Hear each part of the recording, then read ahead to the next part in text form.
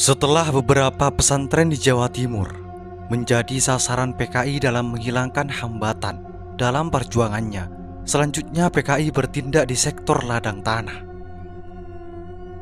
Kelambanan pemerintah dalam melaksanakan Undang-Undang Pokok Agraria atau UU-PA yang sudah disahkan pada tahun 1960 sangat disayangkan oleh semua partai, termasuk Nahdlatul Ulama. Tetapi yang dilakukan sebatas mendorong pemerintah agar segera melaksanakan amanat undang-undang tersebut. Sementara itu, PKI menggunakan kesempatan tersebut untuk menjalankan agendanya sendiri dalam rangka mencari simpati masyarakat. Dengan motif semacam itu, kemudian PKI melakukan aksi sepihak dengan dalih melaksanakan land reform seperti yang diamanatkan UU-PA. Mereka menjanjikan rakyat untuk mendapatkan tanah. Tidak hanya mematok tanah milik negara, tetapi tanah milik rakyat yang dianggap melebihi batas yang ditentukan. Bahkan setiap tanah yang dikehendaki dipatok dan dibagi-bagi kepada rakyat.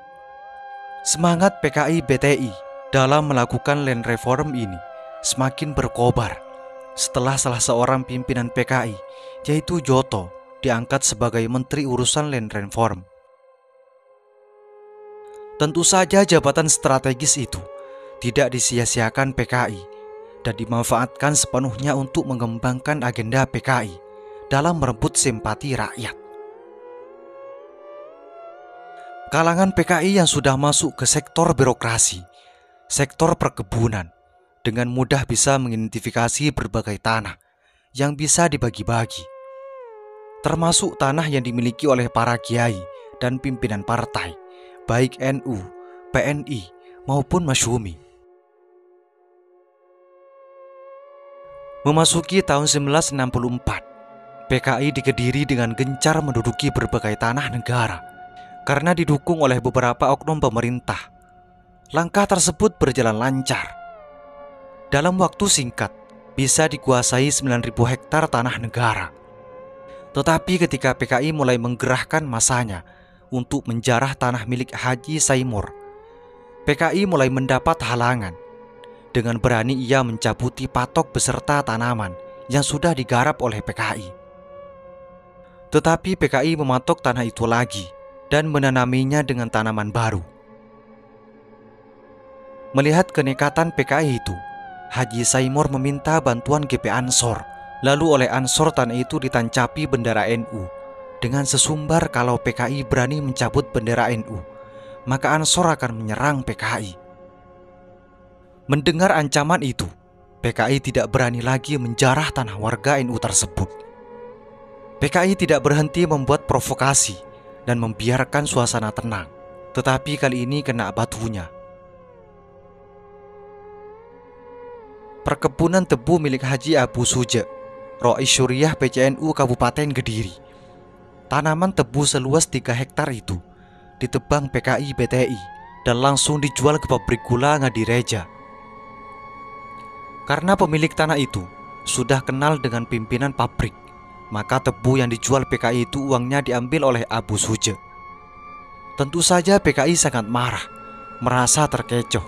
PKI tidak habis akal, kemudian memagari lahan tebu yang masih tersisa dan mengklaim sebagai lahan BTI. Ketika pemimpinnya diganggu, pimpinan Ansor, bahkan para pendekar, merasa tersinggung. Lalu semuanya berangkat dan mengambil tindakan merobohkan dan mencabuti pagar lahan yang dibuat oleh BTI atau PKI, lalu ditancapi bendera Ansor. Karena jumlah mereka sedikit, sementara jumlah Ansor lebih banyak, maka mereka lari meninggalkan ladang tebu yang sebelumnya sudah mereka kuasai. Ansor tidak hanya menjadi penolong bagi warga NU, tetapi juga kelompok lain yang membutuhkan, terutama yang mendapat ancaman PKI beserta organisasi yang berhaluan kiri.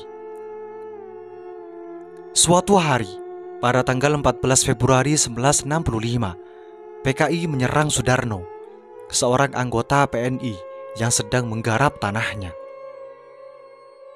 Tanah itu diduduki 100 orang BTI, dan saat itu juga Sudarno dianiaya mereka karena tidak mau meninggalkan tanahnya. Kepala desa yang hendak melerai mereka malah dianiaya oleh kelompok PKI itu hingga pingsan. Akhirnya Sudarno meminta bantuan pada pimpinan Ansor Kediri. Saat itu pula Ansor menurunkan pasukan Banser bersenjata lengkap untuk merebut kembali tanah Sudarno. Setelah terjadi percekcokan dan perkelahian, akhirnya PTI bisa diusir. Beberapa pimpinannya ditangkap lalu diseret ke kantor polisi. Karena tindakannya itu, mereka dihukum selama 4 tahun. Mulai saat itu, Sudarno bisa menggarap tanahnya kembali.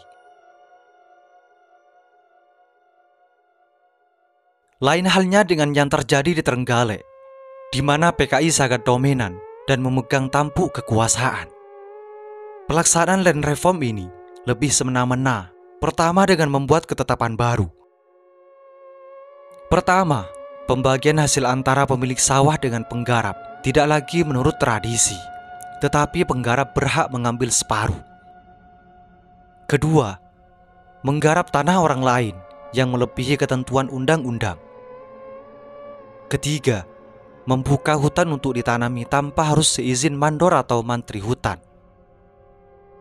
Perubahan seluruh tradisi garap menggarap sawah yang ada, sehingga aturan jadi kacau balau. Selain itu, juga memicu konflik antara penggarap dengan pemilik lahan, sehingga kerukunan berubah menjadi pertikaian. Pada suatu hari, Barisan Tani Indonesia atau PTI mengundang para pimpinan partai serta pejabat kabupaten kecamatan setempat. Ketika tiba di tengah sawah, para pejabat dan pimpinan partai itu dikepung oleh kawanan PKI BTI, kemudian dipaksa untuk menandatangani surat izin penggarapan hutan pemerintah. Melihat kejadian itu, Ketua Ansor Trenggalek menggerahkan Banser untuk melindungi para pimpinan tersebut.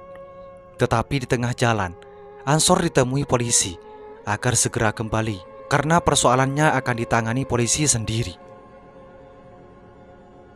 Akhirnya BTI juga mundur sendiri ketika melihat aparat kepolisian dan Ansor siap mengepung mereka.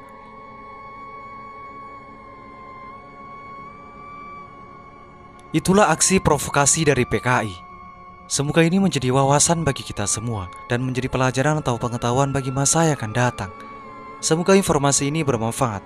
Assalamualaikum warahmatullahi wabarakatuh.